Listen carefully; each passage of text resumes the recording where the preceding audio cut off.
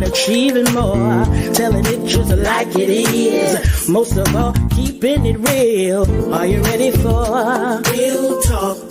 Changing lives and communities. Real talk. Saving all our families. Real talk. Bringing hope for you and me. Real talk. Real talk with Judy. Real talk with Judy on the radio. Real talk with Judy. Real talk with Judy on the radio.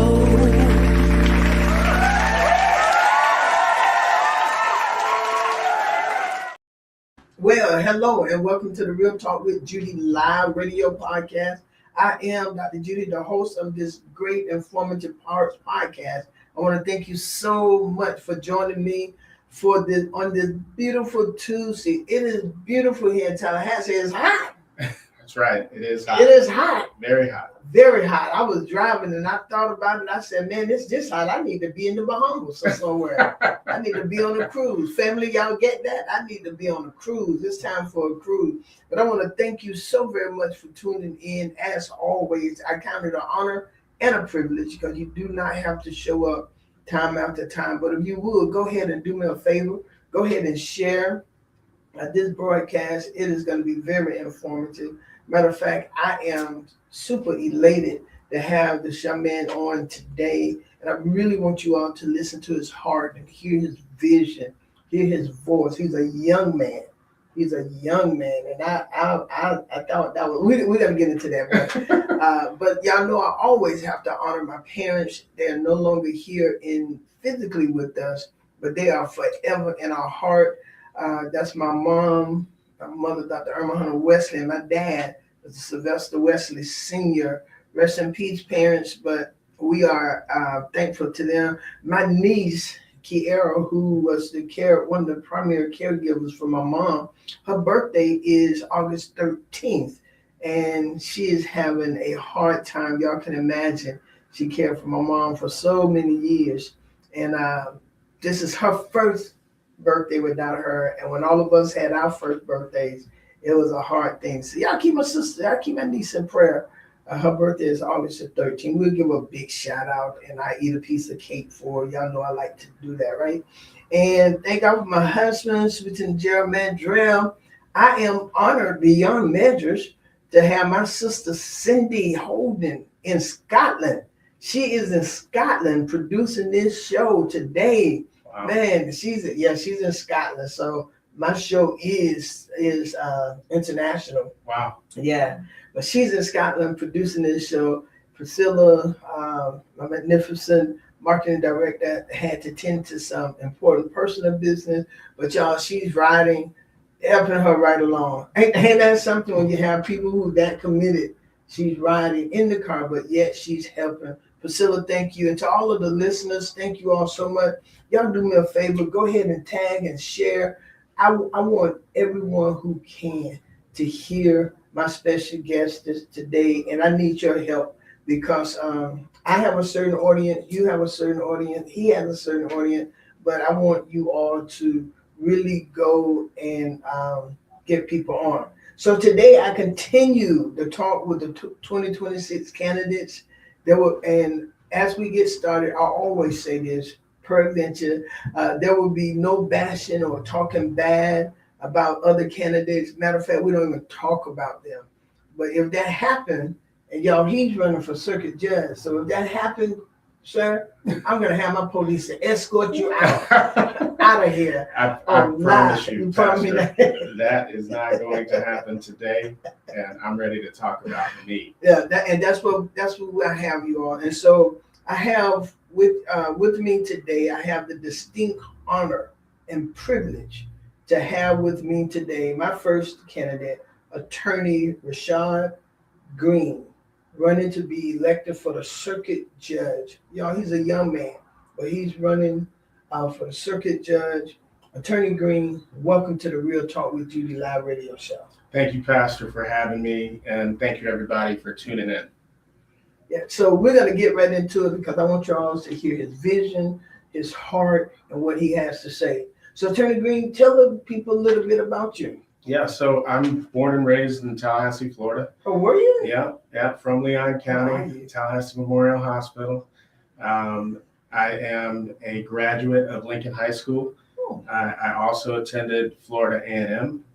I've got a wife and two sons. It's actually my oldest son's birthday today, Jackson. So I want to give him a shout out today for his 9th birthday. Wow. Okay. So we're looking forward to celebrating that. But yeah, I went to Florida A&M University and thereafter attended law school in Jacksonville, where I met my wife. And it's been happily ever after ever since. Oh, that's great. But it's just great to have you on the show. And I want to hear you too. You know, we still have election. People are still voting. And y'all, we got a low turnout right now. We have a low turnout. Statewide, it looks like. Yeah, statewide, we got a low turnout. But Tallahassee, I'm going to ask you all, if you will, go ahead and vote. Go ahead and vote. Just get up and go vote. All right? Just go vote. Go vote. So, Attorney Green, let's get into it. Yes, let's do it. So, why are you running for circuit judge, and what drives you to serve in this role? Sure, it's a great question. So, I was inspired to become a lawyer and to one day pursue a career as a judge by my grandfather, former Justice Joseph Woodrow Hatchett, who was our state's first African-American Florida Supreme Court Justice. Judge Hatchett is your grandfather? Judge Hatchett is my grandfather. Oh, wow. Yes, so I come from a legal background that most people don't, and, you know, experiencing life with him, walking with him, getting to hear his story as a kid from a very young age. I spent a lot of time with Granddad. We call him Papa. But you know, he was not only my mentor as a kid, but also in adulthood and as an attorney. And he passed away in April of 2021. But up until that point, he was everything to me, and he's the reason why I am who I am today. And so he inspired me to pursue a career in the law and to one day seek judicial office. Well, that is awesome. That is a great role model, a man of great honor. Wow. Very lucky. Yeah, yes. Very lucky to have had him for as long as we did. Mm-hmm. You know, he passed away, you know, only about four years ago. So, you know, a lot of my career, I got a chance to talk to him about legal issues and, you know, all of the nuances of the law, the changing technology, you know, stuff like that. And, you know, I enjoyed listening to him and his story and what it meant not only to our community, but to the entire South. Yes. Mm-hmm. Yeah. So in your own words, what does it mean to you to be an impartial judge? Yeah, another great question. I think an impartial judge is a judge that's able to apply the law fairly and without favor, and to listen to the facts that are presented and the parties' arguments, and basically be, you know, a true umpire and say what the law is and apply it and do nothing more. How long have you been practicing law? Since 2014, January 2014 is when I received my license. So I believe, if I'm counting correctly, it's about 12 years in January. Yes, so yeah, it's been over a decade, and I've enjoyed every moment of it. I've had a chance to do a lot of things as a lawyer that would help shape my background and experience. You know, to one day pursue what I'm doing, which is a judgeship. That is awesome. And I keep saying that, and y'all can see he's a young man. He's a young man, but I am so thrilled and impressed by the fact that you are young, your experience, your role model, the sit down you got to do with a man of honor who knows the law, who made one of the greatest impact in the South as possible. So I know this is a question out. So with all of that, all of the things I just said, how do you feel? I mean, how do you feel? I feel good. I feel like he would be proud of me for sure for seeking office in this way through the will and the consent of the voters. And it's every day I wake up, to be honest, and I pinch myself and I think to myself, wow, what an opportunity that I have to not. I tell people I don't seek to walk in his shoes because I don't think that anyone can fill those shoes, but I certainly seek to walk in his footsteps. And doing that, being able to teach my kids about it, they're asking about how he was elected and, for the Supreme Court in the 70s. And so they're learning, we're getting a chance to retell a bunch of stories in our family that's near and dear to our hearts. And so it's a big deal. It's a big deal. And I'm very excited to take on the role if I'm elected. But I'm very honored and humbled by the opportunity. I'm excited just sitting here with you. And when you mentioned that you had 2 boys, I was just thinking to myself, wow, what an honor that they get to hear the story. And they got to see their great grandfather. And in fact, my oldest, whose birthday is today, he bears his middle name. So when my wife and I when we first learned that we were expecting, we had some names, right, and we wanted to honor him in that way. And so I knew that he's too humble of a man for us to name him Joseph, right? But we named him Jackson Woodrow instead, and he's Joseph Woodrow.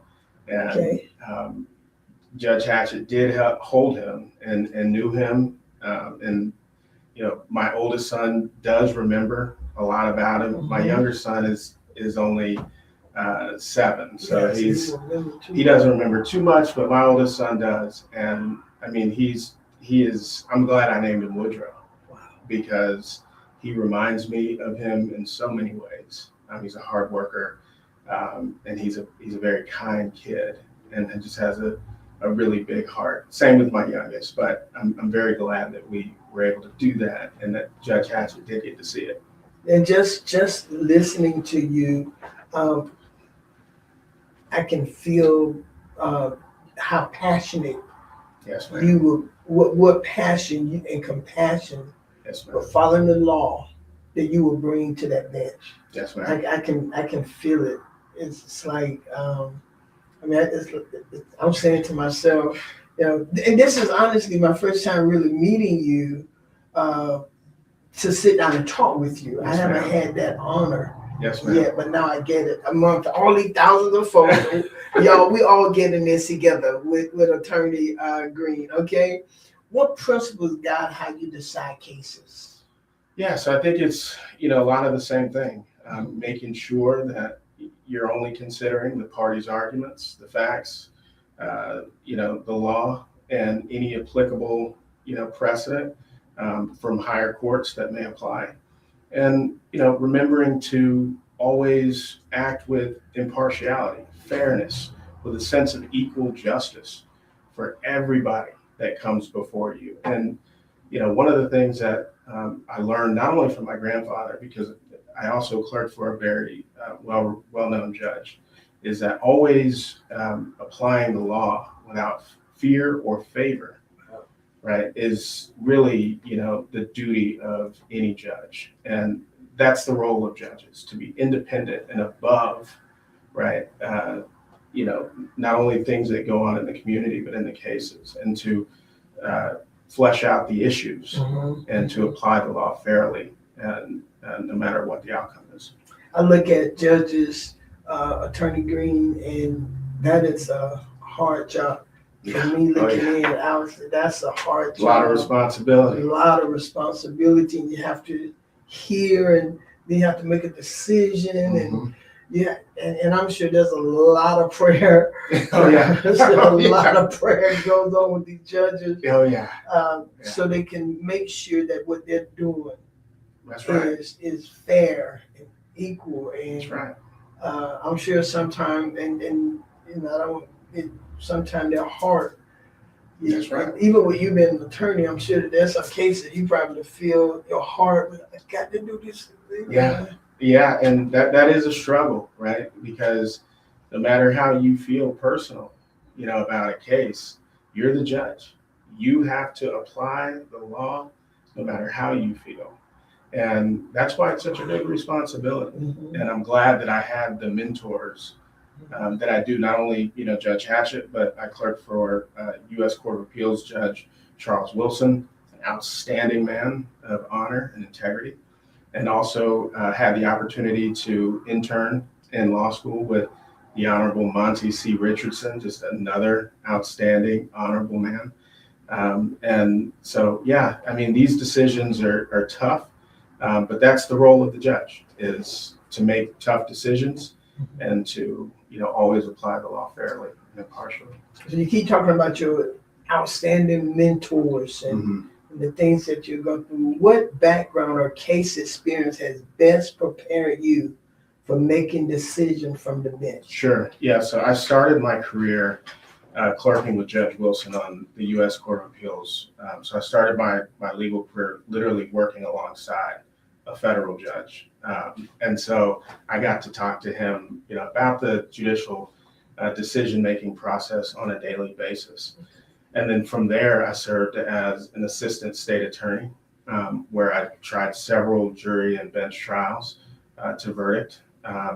Thereafter, I decided to go to private practice and work at a civil defense firm where I represented businesses and business interests in the community. And then after that, I hung my own shingle, and I've been going ever since.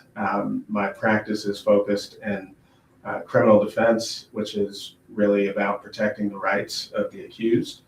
And then we also do some personal injury, which is about, protecting the rights and seeking justice for plaintiffs who've been injured. And so I think all of those experiences combined make me well balanced in my knowledge of the law and what I've seen from both sides that will help me be the best judge that this county's ever seen.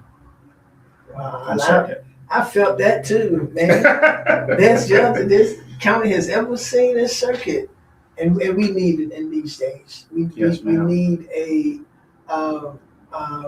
we need a judge. We need elected officials that are honest and really have the integrity. And yours come a little different than the commissioners and the mayor and all of those who are running, because now you will sit on the bench. That's right. And you will make decisions for people alive or whatever they're going through. And we know that that person will have to be a man, a woman. I think you have a male running. I don't even know who's running. I know you're running. So we're gonna stick with you, but we want to make sure, and you all do this. Look at these candidates. Read their history. Look at their background. Do that. That's what my show is all about. That's why we're not talking about who he's running against, because we want to hear Circuit Judge Rashad Green. We want to hear his voice, and we want to hear what that means, see his vision. Yeah, and I love how you talk about, the community, because one thing that makes my campaign unique is that I've never been appointed by a governor of this state. And so if I am elected and I have the opportunity to serve, it will be because the voters decided that I was qualified and that I had earned it. And so all of that, this whole process, all of the community engagement, all listening to folks' concerns on the campaign trail, all of that will come with me to the bench. And so in all of my decisions, I'll be thinking rightfully about the people in this community and how my decisions will affect the people that live in this community. So I'm actually honored to seek election.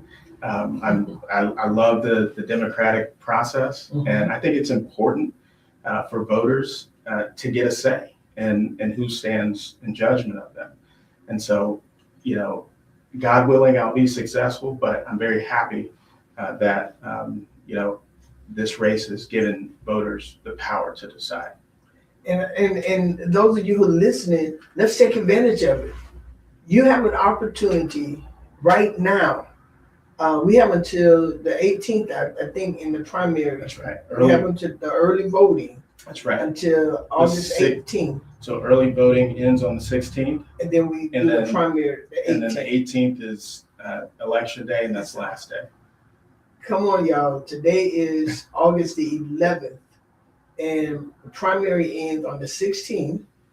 And the election day is the 18th, August 18th. So let's go. I like what you said, because we have the Democratic way is we have an opportunity to vote and elect someone that we want in office.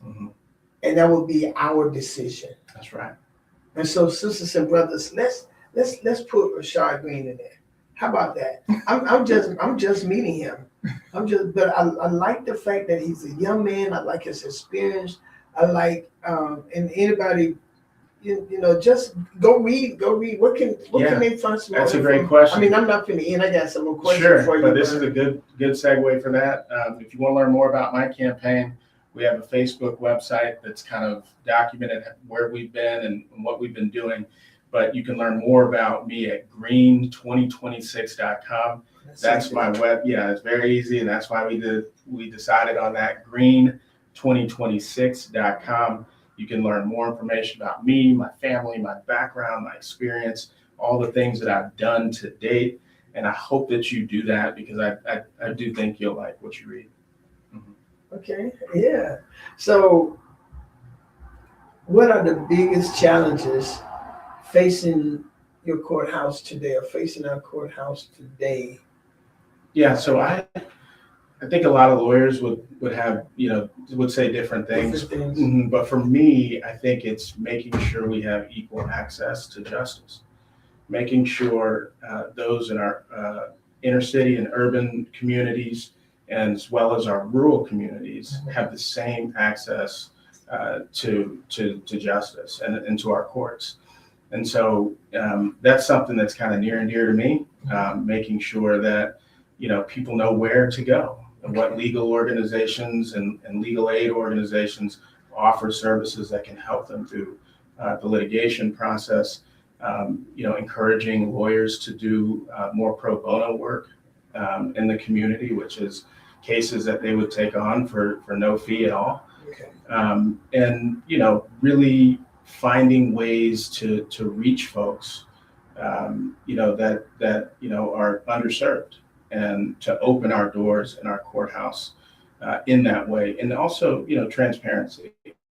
I think people need to see what happens in our courts. Yes. And I think that the community and the foundational trust that they have in our courts is based on how transparent and how much they're actually getting to see what's happening in there. So those are some challenges that I think that as a legal profession we could do better. I think we're doing a good job, but I think we always do better there and seek higher ground there. And so for me, that's what it would be.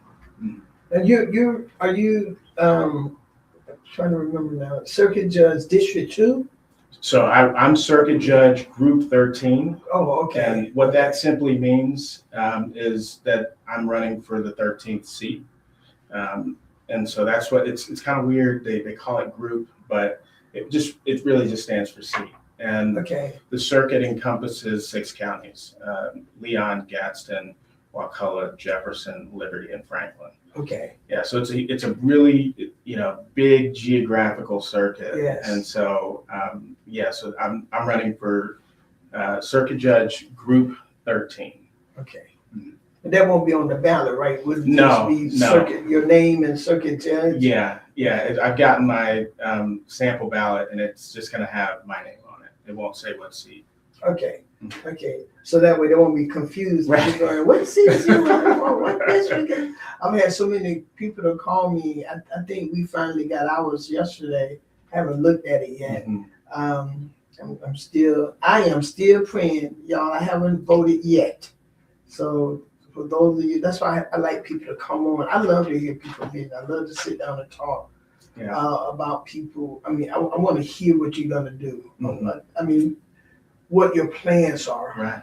And sometimes when you get in, things may change because now you're working with a whole group of people, and you got to get their thoughts and all of that in mind. Yeah. But so we'll get ready to almost bring this to a close, Attorney Green. But why should voters trust you and with the bench? And what's your message to them? Talk to them for a couple of minutes. Yeah, so I think you should trust me because of my background and my experience. As I mentioned earlier, I started my career working alongside of a federal judge on the U.S. Court of Appeals of 11th Circuit. I've got a lot of courtroom experience. I'm in the courtroom almost on a daily basis. I have former experience as an assistant state attorney, representing the people and protecting the interests of our communities. I've got experience working as a civil defense litigation attorney. And, my mentors to date are some of the best in the business. And so I think that all of those things is why, the voters can trust that I would take care to the office and act always with impartiality, with a sense of dignity and humility. And people, when people think of me, I want them to also think about my commitment to equal justice for everybody. Okay, and the rule of law applies to everybody equally. And so I think that all of those things make me the best candidate to represent you on the bench. So I'm asking everybody to get out there and vote. As Pastor mentioned, voting turnout is low, so we need to turn that around and make sure you get out early, make plans to vote. Visit my website, green2026.com. Learn more information about me because I want you to be informed in your decision. And if elected, I plan to represent the community with the highest integrity and respect and dignity. Attorney Green, it has been a pleasure meeting you. Thank you. Honor hearing your vision, and I am going to find out more about you. And so, and I ask you all to do the same thing. Go find more about him. Go find out. Go research him and look, and then make an informed decision. Make an informed decision, and you have to do it before. By the 18th. 18th is election day. Mm-hmm. That is the last day for the primary. We all will be sitting by our TVs. I'll be in Bible study, waiting on the count, paying attention to the teacher, but looking at I might as well be honest, be looking at the thing and then because this is a crucial. And I want to say this. I'm going to look, but I haven't really. And this is my opinion. This is not the station. I'm putting a disclaimer out there. This is not from the station. This is from Pastor Judy Mandrell. I do not like at all, and this is my opinion. Nobody have to. I mean, people who listen to me, right? I do not like to see messages. As a matter of fact, when we get them in the mail, we got one in the mail, I just tore it up. Mm-hmm. I do not like to see people badgering people and tearing up. I don't even read the ones that have come to my mail. I haven't even read them because I don't do that. Mm-hmm. I don't like that. I like, that's why I don't have it on my show. Mm-hmm. I just like you to tell me what you're going to do. Mm-hmm. Talk about you. Mm-hmm. Talk about you. Tell me, let me hear your vision. What are you planning on doing? Mm-hmm. What are you planning on doing? So there's one question I got to ask you before I go, and then I got to bring in my other guest. I just thought about it. The first 100 days. Yeah. The first 100 days when you are elected. What is going to be your focus? Well, my focus will be to continue the work of the courts and to make sure that justice is not delayed in any circumstance. I want to make sure that there is a smooth transition if I'm elected, and that everybody that has matters that are pending before the court can get justice in a timely manner during that process.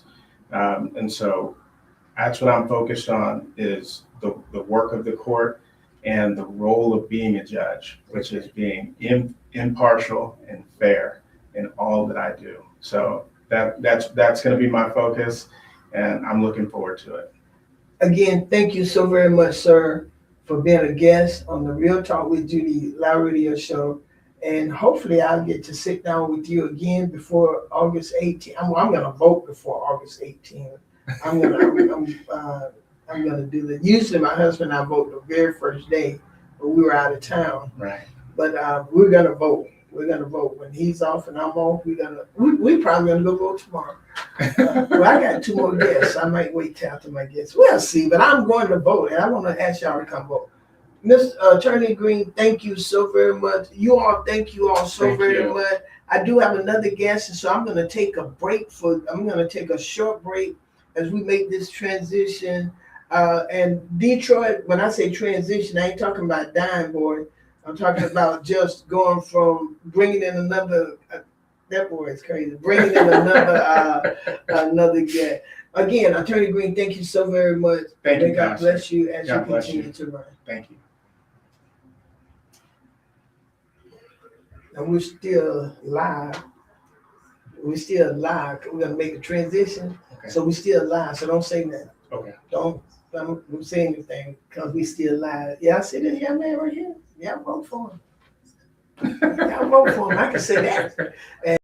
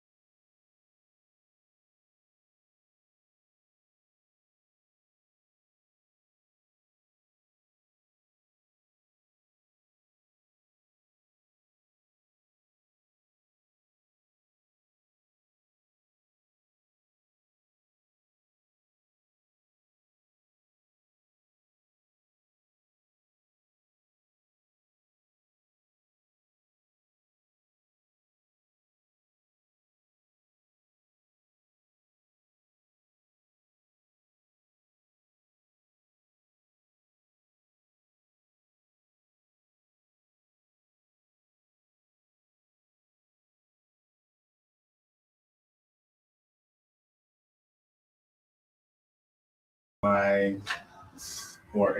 would be Surrey Court elect because I wouldn't start until next year. all right. Now, y'all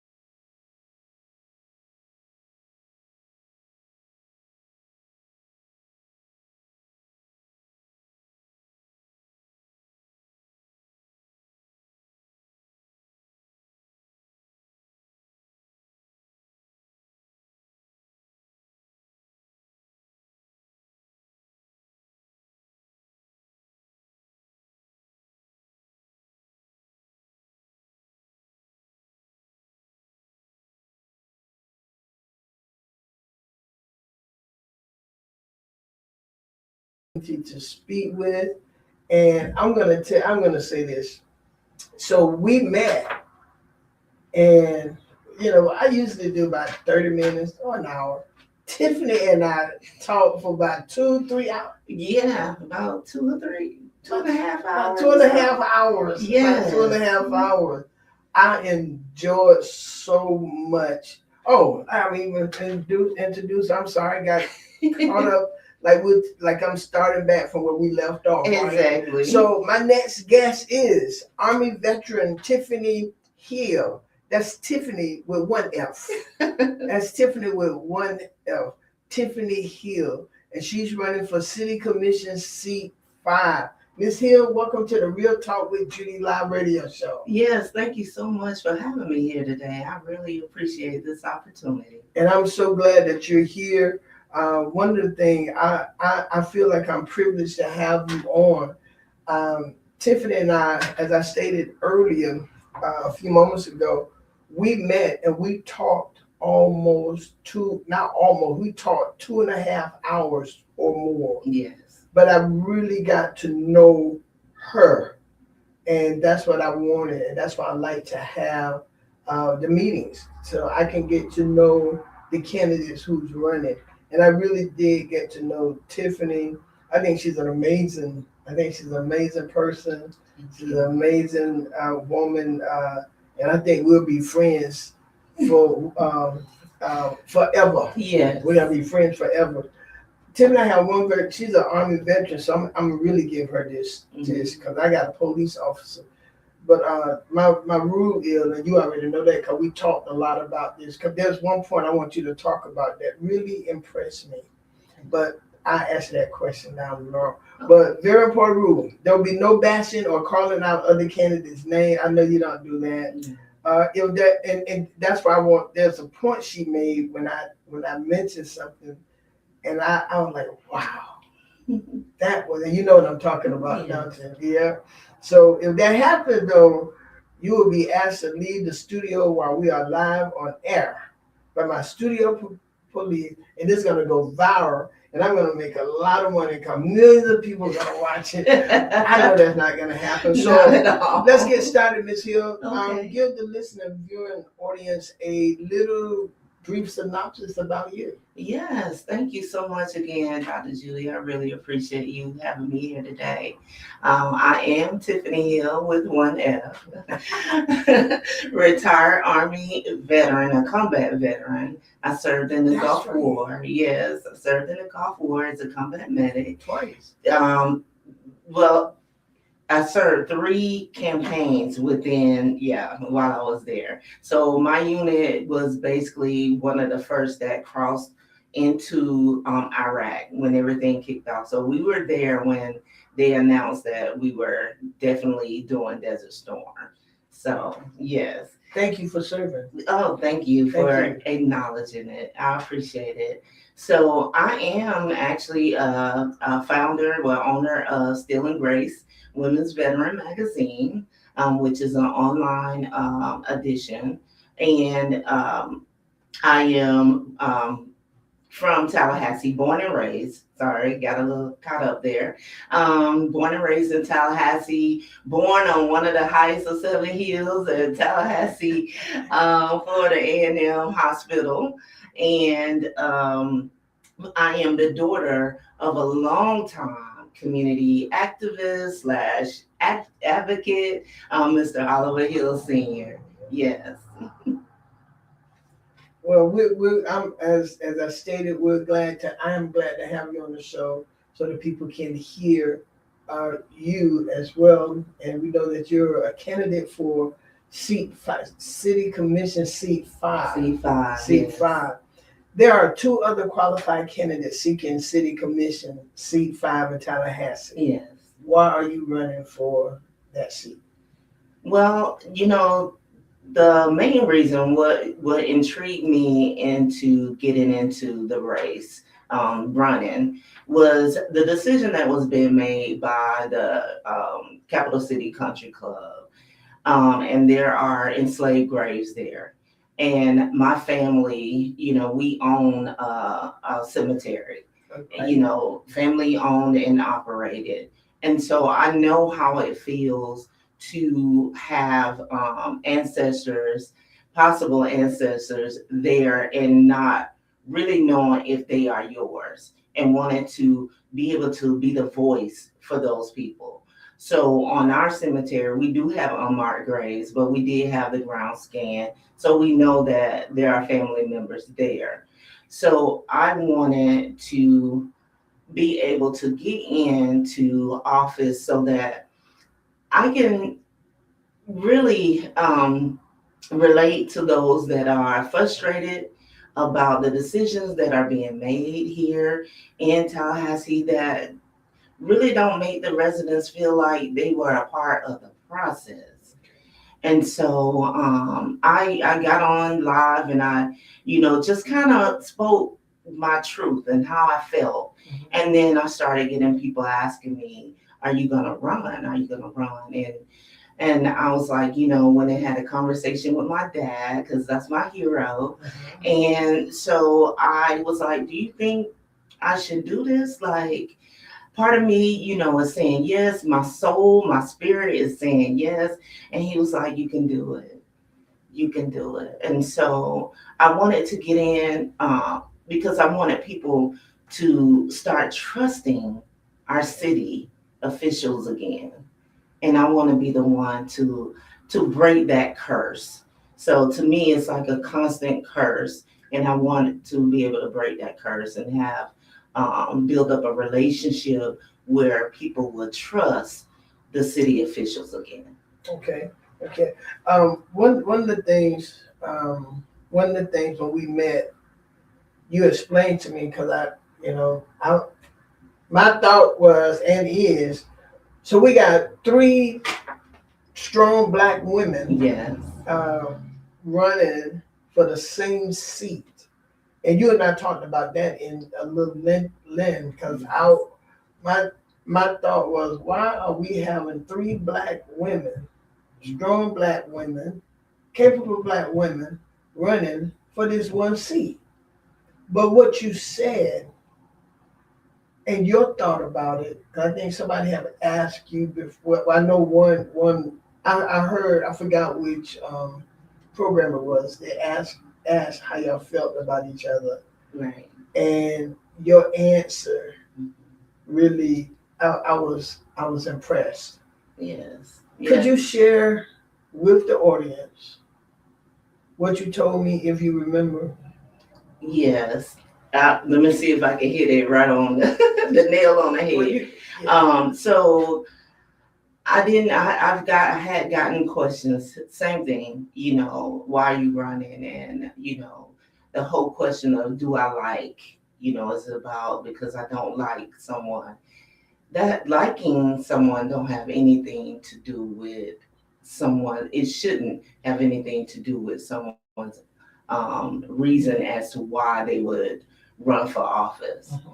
My reasoning is because I wanted to make a change. I've been on the other side of that podium fighting and felt like my voice is not being heard.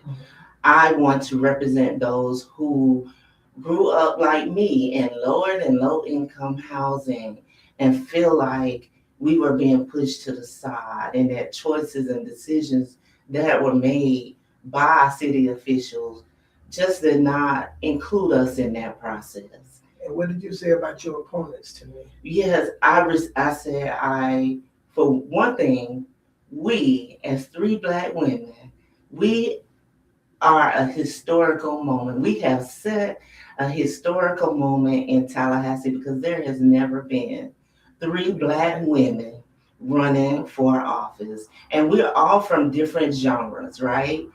But, we believe in what we believe in. And I respect both of those ladies. However, I feel like it's time for a new era, a new mindset, giving a younger person an opportunity to be able to pass the torch to someone like myself and to carry that through. And I would, even in the office, I would still contact them or say, hey, what did you do in this situation? Yeah.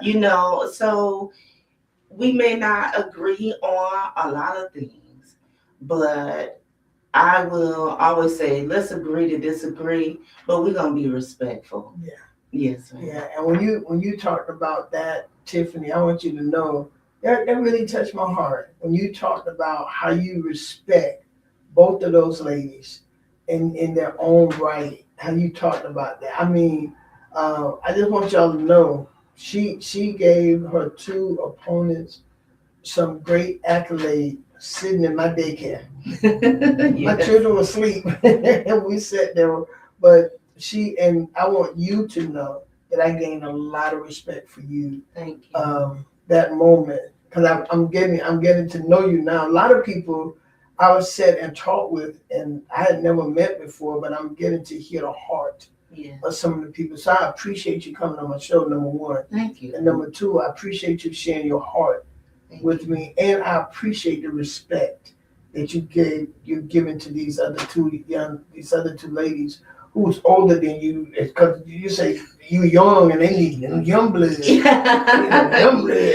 But I want to thank you for that. That means a lot to me, Tiffany. Because I do not like bashing. If you would have sat in my office and started talking about either one of those ladies, yes, the conversation would have been over immediately. Yes. And especially Miss Diane, well, both of them, but because she's in the city, you just would have went way off on her, way off on Miss Emma. I would have said, oh, okay, well, I think I got to know you enough, but you did not do that. No. And I want to say, from the people like me, who do not like all of this, I just hate negativity. I really do. You don't have to bash anybody. You don't have to make. Now you could go against, their decisions and all, but you don't have to bash the person. The person itself, right? Yeah. There's no need. There's no need for that, And I can say I owe that to my upbringing. Both of my parents are disabled, and even though my dad, he has cerebral palsy. He was at that time, reading at like a second, third grade level. He always taught us about being respectful, and he did not play. And I felt the wrath of that at some point. So But again, thank you. You're welcome. Thank you. What is your vision for Tallahassee? I know you say this, that, but what is your vision for Tallahassee? My vision for Tallahassee is being like the role model for what environmentally friendly cities can actually be, like what that can look like, and having a low level of crime, because I would say I like to stop crime altogether, but at least we want a huge reduction. We want to take a big bite out of crime, right? So I want us to be one of the most friendliest cities in the state of Florida, if not in the nation. I want people to feel like when they come here that we have that good old Southern hospitality. Like we're going back to that stage and welcoming people no matter what part of the country that you're from, that we are welcoming, and we are very much so earth friendly. I like that. Earth friendly. Earth friendly. Earth friendly. So how do you see you working with your colleagues? Because I know now we're gonna have new on. We're gonna have new on there. I know the air is gonna be new. We got several seats, and now you know how I feel about seat 5. Yes. But it's gonna be new. Everything. How would you work with your colleagues? Because that what you just said, that's powerful. Yeah. How would you work with your colleagues? Well, like I do in everyday life, I'm a social butterfly, and being in the media industry myself with, my publication and just my upbringing and military service and working for the federal government. Oh, yeah. You adapt and you overcome, right? One like that. Yes, you adapt and you overcome, and you meet people where they are. I work in the mental health care side of the house, So you have to meet people where they are. And, there's no need, yes, you didn't agree with me or, whatever, to bash them or get some type of attitude. Let people have their own opinion and you have to respect that. But the thing is, we as people need to get out of our heads, get out of our own So we need heads. to get out our own heads. Yes. What that mean, Miss Tiffany? I mean- that was that. Sometimes we need to get out our own heads. Yes. Yes, ma'am. Sometimes we form alliances, okay? Mhm. And we, because we were brought up a certain way, we expect everyone else to be that way. And we have to understand that everyone is not like you. So you have to get out of your head and be open to new ideas, new concepts, and you have to meet people where they are. Everybody don't have the same personality. That's right. So we have to say, God, give me the strength to be in this situation and be forgiving and understanding. So, and that's the way I look at it when you approaching different people. Everybody's not gonna like you. And you have to know that. Exactly. So in this business, you have to have a strong backbone. As they say in the military, in the Army, the non-commissioned officers, NCOs, are the backbone to the military. And that was me. I'm the backbone. So I'm gonna stand in the trenches and I'm gonna meet everyone where they are, and I'm gonna find out, just like you, Dr. Judy, you want to meet with people to find out where your mind is. Yes, ma'am. So that's how I will be with my comrades that will sit on the right or left of me. I need to get to know them too. I love it. Thank you. Yes, ma'am. Yes, ma'am. Yes, ma'am. I love it. What would you focus on in your first 100 days if you are elected? So I have this acronym that I call SOAR. SOAR means, S is for people inclusive government. I want the people to feel inclusive. I got to build the people's trust. Yeah. That's for sure, right? 2 is O, opportunities. How are we going to provide opportunities for livable wages here in Tallahassee? How are we going to keep these students here? What opportunities are we going to provide for them to want to stay in Tallahassee? Accountability, the biggest issue. People don't have trust. Again, we have to make them inclusive of our processes so that we can hold ourselves accountable and show our integrity and be transparent. R, results. We want to get results that are for everyone, for thinking of the people, the residents here in mind first. That's the type of results that we need. So my first 100 days will be is trust building. Okay. Trust building, getting out into the communities on each end of Tallahassee. And first of all, saying thank you. Thank you to everyone who believed in me and supported that I can be in this position to make a change in Tallahassee. 2 is to look at our budget. Because right now we're going to have to deal with whether or not we're going to have to pay property taxes or not. So we need to, if they haven't already, and they should be looking at that budget, we need to look at the budget and see what is there that we may have to make changes so that our residents aren't suffering from the changes that, are going to have to happen. So those are the things that we have to look at. If we have a new city manager before getting into office, then we would have to have a conversation, an introduction and, and really saying what our standards are.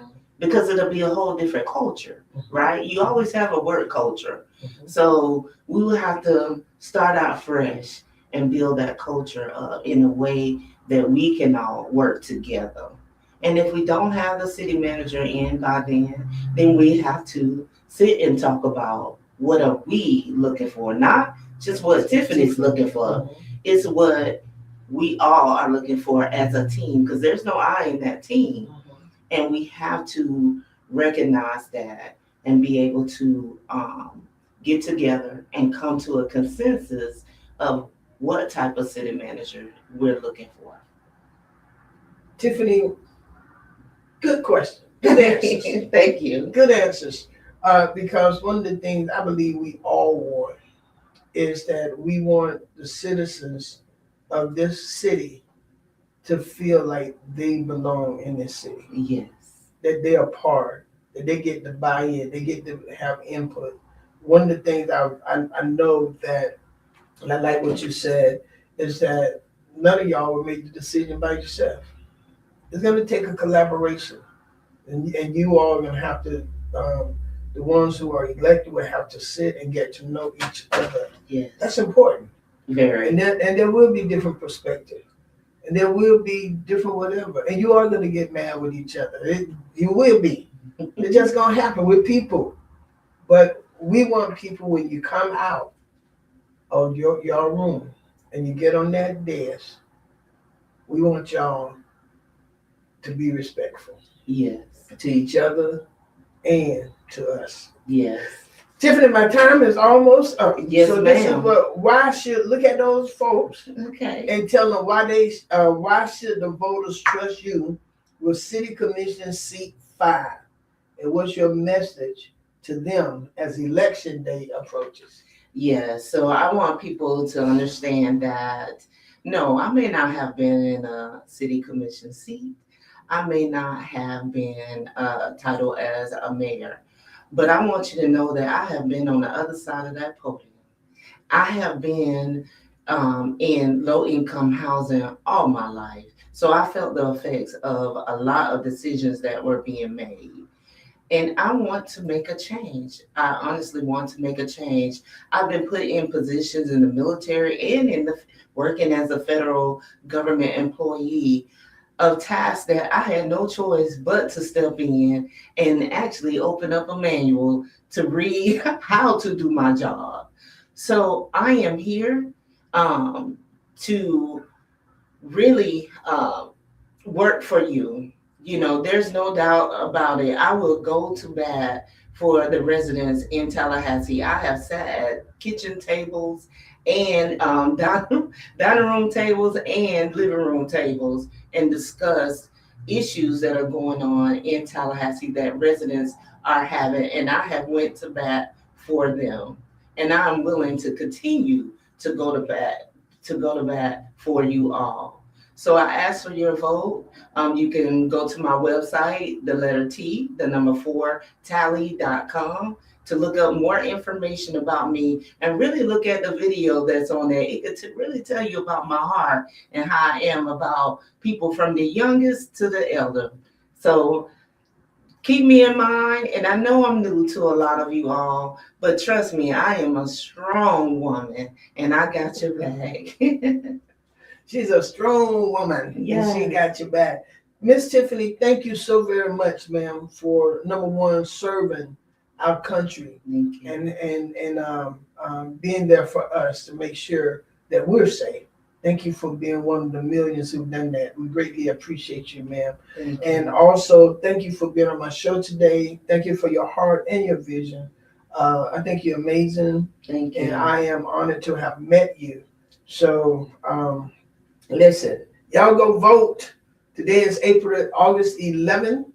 The election day is April 18th. You have until August 16th. And I believe right now you can vote anywhere. Anywhere. It is that an right? open precinct It's an right open now. precinct right now. Yes, So you ma'am. can go anywhere and vote. Yes. But on August 18th, you have to go to your precinct. Please do yourself a favor and find out where, if you don't vote before the 18th, find out where your precinct is. Make sure you have all the correct IDs, Yes. because we already know we already know. So let's get everything. Don't wait till the last minute, okay? Let's get this done. Let's vote. And your voice matters. Regardless of what you say, your voice matters. I want y'all to join me in Bible study tonight at Life Changer, 601 Mexico Road for Bible study. Our worship leader, Evangelist Dennis McBride, is our teacher for tonight. John Dad is, and our assistant pastor, Elder Witherspoon, we're doing prayer point. Y'all, we have some good Bible study. I'm telling you. Come on out there. It starts at 7 p.m. with a PowerPoint, 7:30 p.m. Bible study. And then join us Sunday morning at 10 a.m. for Sunday school, 11 a.m. for morning worship. I promise you, you will not be disappointed. We're having a great experience in the Lord. And as I end this, I want to say happy birthday to my niece, Kiara Sheffield. Kiara Sheffield, happy birthday, baby girl. This is her first birthday without her grandmother, who was one of her best friends. She had two best friends in the whole wide world, her mama and her grandma. So y'all pray for her as she does that, okay? My baby sister's birthday is next Monday, August 17th. That's Carolyn. Her birthday is next Monday. So I look forward to seeing you all at the poll. Or if I don't see you at the poll, I'm going to believe you went to the poll. Okay, that's what I'm going to believe. Y'all have a great, great day. Again, Ms. Tiffany, thank you so very much for joining me on the Real Talk with Judy live radio show. And if y'all don't vote, and ain't no, you can't go in and fuss about anything. Okay, go vote. And let me say this, your candidate might not be my candidate. But this is what I want to say. If they have taken the opportunity to run, which anybody has that right to run, go vote for who you want to be.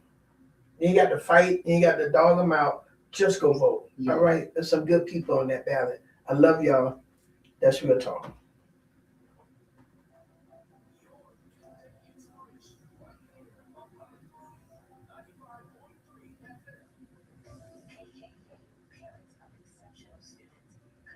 And I want to thank my sister Cindy. She in Scotland. She didn't get us out of here. Thank you, Cindy.